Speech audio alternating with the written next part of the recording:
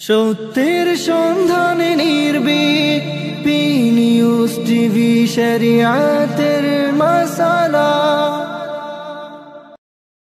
আসসালামু আলাইকুম ওয়া রাহমাতুল্লাহি ওয়া বারাকাতুহু। আউযু বিল্লাহি মিনাশ শাইতানির রাজীম।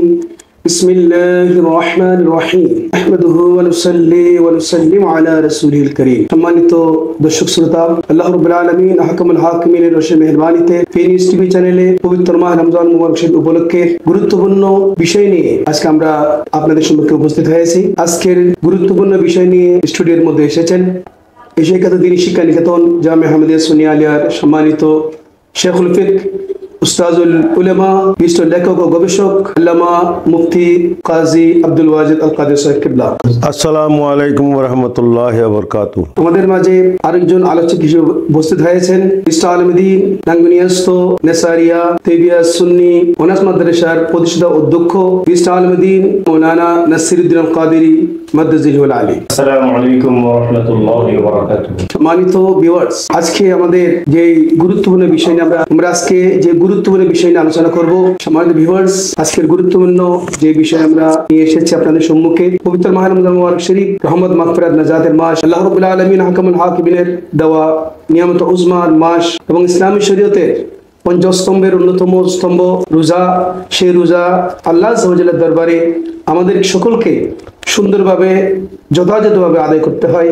সে রোজা রাখা অবস্থা ইনজেকশন, ইনহেলার, ইনসুলিন ও স্যালাইন ব্যবহারে ইসলামী শরীয়তের ফয়সালা কি হবে, এই বিষয় নিয়ে আপনাদের সম্মুখে গুরুত্বপূর্ণ বয়ান পেশ করছেন বিশ্বনন্দিত আলেম দ্বীন শেখুল ফিক জামিয়া আহমদিয়া সুন্নিয়া আলিয়া উস্তাদুল উলামা আল্লামা কাজী মুফতি আব্দুল ওয়াজিদ আল কাদেরী সাহেব কিবলা মাদ্দাজিহুল আলী। আসসালামু আলাইকুম ওয়া রাহমাতুল্লাহি ওয়া বারাকাতুহু। এই নিউজ টিভির মাধ্যমে যে প্রশ্ন উপস্থাপন করা হয়েছে, রোজা অবস্থার মধ্যে ইনজেকশন, ইনহেলার এবং স্যালাইন ইত্যাদি ইত্যাদি এগুলো ব্যবহার করা যাবে কিনা।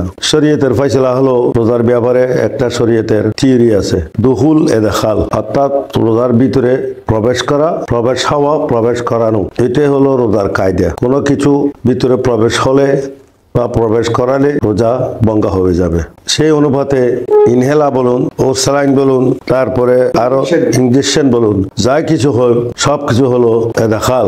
ইনহেলা যেটা হয় গলা সাফ করা, যেটা দিয়ে সেটা দিয়েও রোজা ভঙ্গ হয়ে যাবে, ইনজেকশন দিয়ে রোজা ভঙ্গ হয়ে যাবে। আর স্যালাইন তো দিলে এমনি তো এটা রোজা ভঙ্গ হবে, তো তার কোনো সন্দেহ নাই, যেহেতু সেটা শক্তি এবং খাদ্য এবং সবগুলো যাচ্ছে। সুতরাং এটাই হলো আমাদের ফেকার চূড়ান্ত ফয়সালা। এই সবগুলো দিলে রোজা ভঙ্গ হয়ে যাইবে।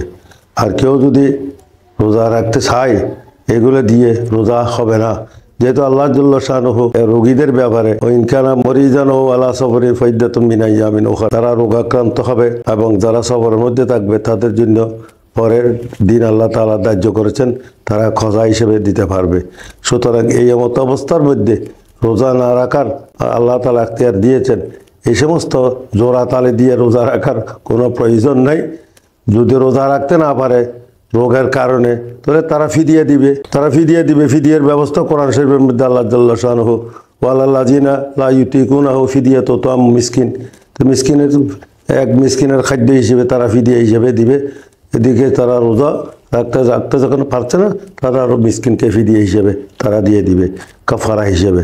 সুতরাং আল্লাহ তাআলা রুখসত দিয়েছেন, সেই জন্য রোজার ব্যাপারে এই সমস্ত মশলা সতর্ক হিসেবে থাকতে হবে। অনেকে বলে এগুলা মানে পেটে যায় না, এগুলো দেমাগে যায় না, এগুলো ব্রেনে যায় না, এগুলো পেটে যায় না।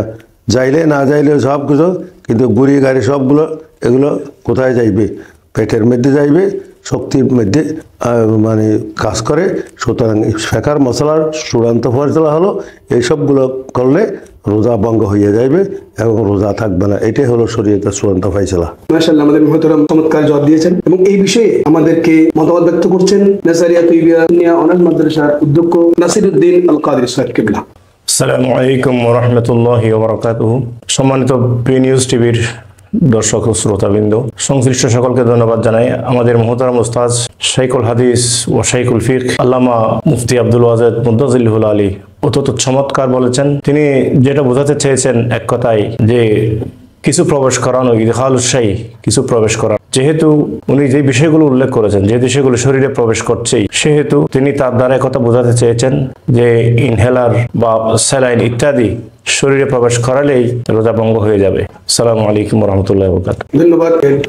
দুই শেখ আমাদের চমৎকার জবাব দিয়েছেন। রমজান মুবারক শরীফ আল্লাহ আযজা ওয়া জাল্লা আমাদেরকে রাখার নির্দেশনা দিয়েছেন। সেই রোজাকে সহি শুদ্ধ রূপে কিভাবে রাখতে হয়, বর্তমান আধুনিক বিজ্ঞান, চিকিৎসা বিজ্ঞান যেটা বলে, বর্তমান মিডিয়ার যুগে অনেকে আমাদের মিসগাইড করছে, বলতেছে যে ইনজেকশন এবং স্যালাইন এগুলো মস্তিষ্কে যায় না, পেটের মধ্যে যায় না, এগুলো দিলেও রোজা হয়ে যাবে। এটা আমাদের শেখুল ফিক আল্লামা মুফতি কাজী আব্দুল ওয়াজেদ আল কাদরি সাহেব কিবলা মাদজুল আলী আমাদেরকে আপনাদের জন্য ক্লিয়ার করে দিয়েছেন। সম্মানিত ভিউয়ার্স, আপনারা সঠিক তথ্য পেয়ে যাচ্ছেন আমাদের এফি নিউজ টিভির মাধ্যমে। আপনারা আমাদের সাথে থাকবেন এবং পুরো রমজান মাস জুড়ে আমাদের এফি নিউজ টিভির মাধ্যমে গুরুত্বপূর্ণ ইসলামের সঠিক ফয়সালা আপনারা জানতে পারবেন। আসুন আমরা একসাথে আমরা থাকি এবং রমজান মাসের মধ্যে আমাদের এই নিউজগুলো দেখে ইমান আকীদা আমলকে আমরা পরিশুদ্ধ করি। আসসালামু আলাইকুম ওয়া রাহমাতুল্লাহি ওয়া বারাকাতুহু।